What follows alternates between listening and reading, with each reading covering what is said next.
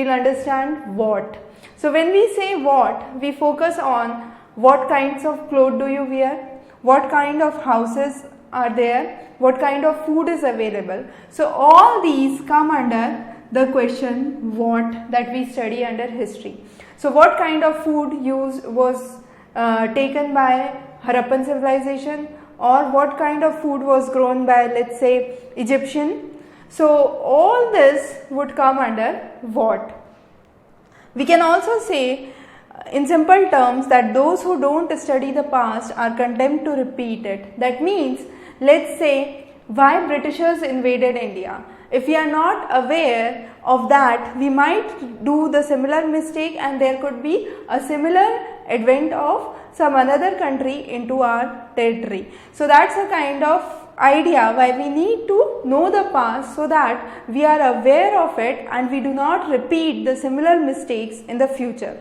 So therefore, the first integral part of the historical concept is what. So we have all the basic essential amenities in our life which would be the part of what.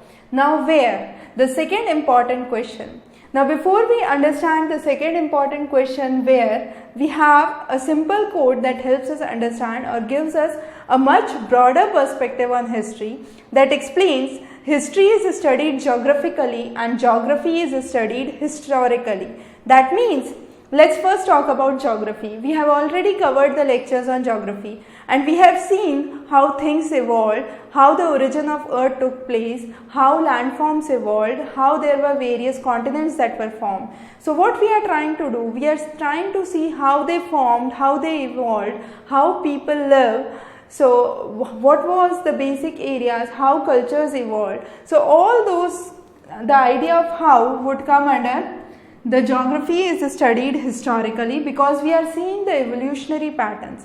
And again when we talk about history, history is studied geographically because we must know where the major kingdoms were, where the wars were fought, what were the major trade centers in the country, what were the areas which were fertile. Again, we must be able to understand the areas which were bestowed with and which were deserted. So the areas which were bestowed with were the major centers for attraction and were the major centers for cultural development.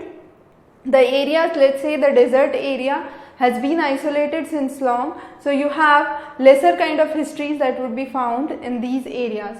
So again, history is studied geographically. So once we know the geographical aspect, we can very well understand the history of that region and how things changed over that area.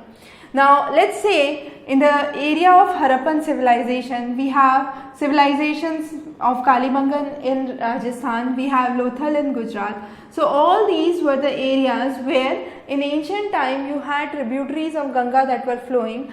So what was the major cause? This area was sometimes fertile and therefore you had a kind of a well bestowed civilization in that area. Now when we understand the concept of where, we will see where were the centers of food gatherers. So you have the tribal pockets or the forest pockets that were there. So those would be the areas of food gathering and hunting. Then you have the areas which were, let's say, the low hills of mountain regions. So you would have the animal rearing practices that would be found. Then travel was an integral part of history as well as geography. Most of the islands and continents were discovered was a result of travel and that we study under geography. But again, travel led to expansion of many kingdoms. So you have the Ashtamedh Yagna that was performed, that was the horse riding into the territory, and wherever it ran, you have the whole territory that was acquired. So all those kind of events. Then you have Alexander who came from Greece and invaded India. So you have all those invasions that were result of the travel. So again, travel is integral part of history. Then as we said, where the major wars were located, where the major wars took place, where the major kingdoms were located. So let's say you have the Ganga river that flows here, you have the Jhelum river and the tributaries of Indus that you have here. So the region surrounding the Ganga river, you had the Magad kingdom, and Magad kingdom was one of the largest traditional kingdoms of that time. Again you have Indus Valley, which was nearly 4,700 years ago. So you have Indus Valley civilization, which was that old. Then you have Ganga civilization, or the regions close to Ganga that developed around 2,500 years ago.